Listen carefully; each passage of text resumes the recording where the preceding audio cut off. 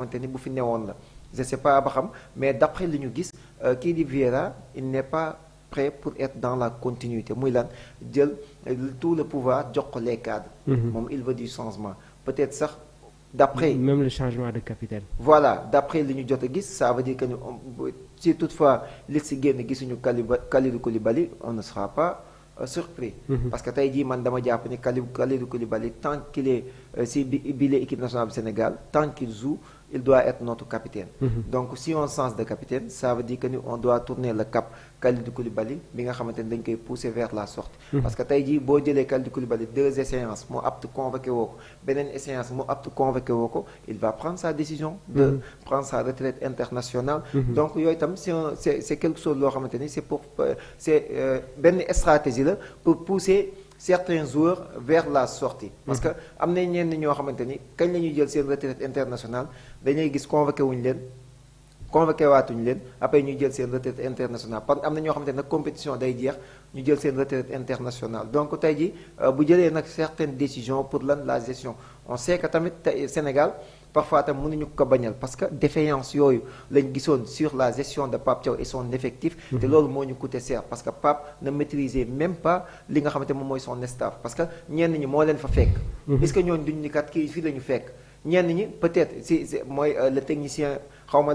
l'autre préparateur physique bi ñu jógee bu ñu jëlee Tunisie si d'après bu ñu sukkandikoo si kàddu Abdoulaye Fall Pape Thiaw moo ko fa andi. Mais y avait pas un technicien comme boo xamante ni tey jii bu ñu ruusoon Pape Thiaw mun na gérer match bi. Parce que ñi fa newoon ce sont des préparateurs physiques. Exactement. Vieira il a étudié l'équipe. Da ngay xam ne kii lépp loo xamante ni xewoon na si coupe du monde bi ump ko.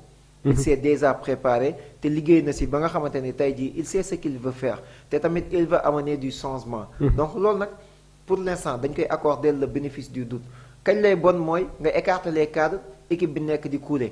Foofu day bon. Mais tey jii bu fekkee da nga bëgg jël cadre yi pas écarter leen mais nga wàññi leen ba nga xamante ni di nga am benn ossature bu équilibré. Peut-être il est dans cette perspective kon on attend du nouveau mais tamit il est d'après li ñu dégg ci ay kàddoom. Ça veut dire que ni il y a du sérieux on peut dire ak lu ñu mënti wax il y a du sérieux parce que tamit à un moment donné il faut prendre des choix forts. Est-ce que tey jii mu toog ni El Hadj Diouf bien vrai que c'est un ancien international am fu defal na lépp équipe nationale bu Sénégal mais man lan la ma mën a apporter mais bu ko mënul apporter dara mais il se démarque de lui peut-être moom ambassadeur fédération la mu continuer di liggéey avec la fédération. Ki nga xamante ne moom mooy Cheikhou Kouyaté on n'a pas senti vraiment son rôle et son importance au sein de cette équipe gisuñu ko. Vraiment avec cette sortie bi nga xamante donc il y avait des sentiments sur tey jii nii l'intégration de certains anciens noonu laa koy waxee ci biir équipe bi. Actuellement am na benn ancien boo xamante ni il n'avait pas été démis de ses fonctions mu nekk ki nga xamante ni moom mooy Lamine Diatta. Parce que moom bi ñu dàqee staff bi moom dafa nekkoon koo xamante ni il était l'exception dañ ko maintenir.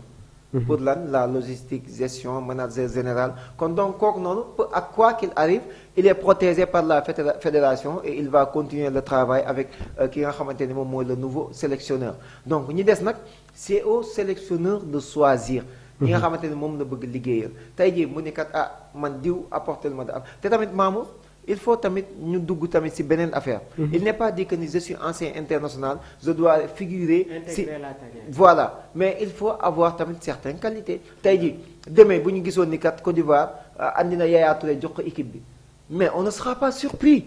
Il est en train de réaliser une début de saison exceptionnelle en tant qu'entraîneur principal kon kooku il a fait ses études am na ay diplômes pour être un entraîneur potentiellement demain Côte d'Ivoire dina dem ba un jour jox ko équipe bi.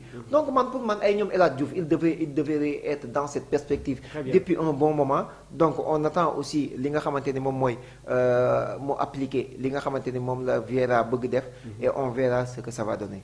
Alors avant ñuy marquer une petite pause di dem Sport Live 221 am na beneen information boo xamante ne dafay concerner Edouard Mendy. Donc toujours moom reprendre gul li nga xamante ne moom mooy la compétition. Gannaaw ba mu amee li nga xamante ne moom mooy blessure nan ngay jàngatee boobu la situation tamit. waaw xam nga tey jii ba léegi nii Edouard Mendy blessure am bi tamit c'est pas quelque chose loonte waroon nañ ko mën a minimiser. Parce que ñoom nekkatuñu ay xale te tamit blessure yax si un joueur boo xamante ni mi ngi si trentaine ni souvent dafay xaw a yàgg. te Edouard Mendy c'est pas la première fois muy contracter des blessures de ce genre.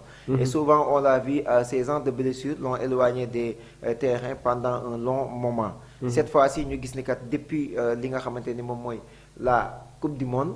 On espérait que ni kat bu ñu qualifié woon si li nga xam moom mooy quart de finale wala demi-finale il sera présent mais malheureusement bu ñu déggee li dañ doon xam ne tamit Edouard Mendy dañ ko doon gérer noonu rek mais sa compétition était terminée depuis sa blessure. te bi muy ñëw si fàttali tamit dafa ñëw ak blessure. Très bien. dafa ñëw ak blessure mu forcé on peut dire.